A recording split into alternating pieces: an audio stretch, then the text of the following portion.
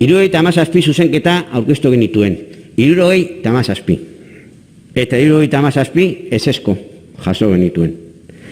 Bat bera ere, etzen duten onartu nahi izan, foru gobernua osatzen duzuen PNV eta PSOEk.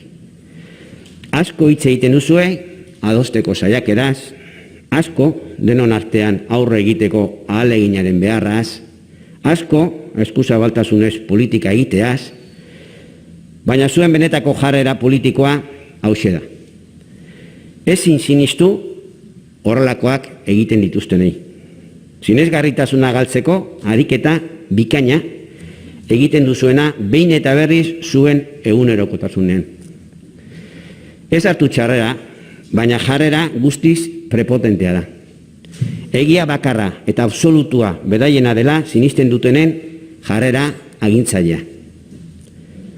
Guzti honen ondorioz, aldaketak txiki batzuen gora bera, testimonialak guztiz, foru gobernuak hasieran aurkeztu zituen aurrekontua berak dira gaur hemen ditugunak.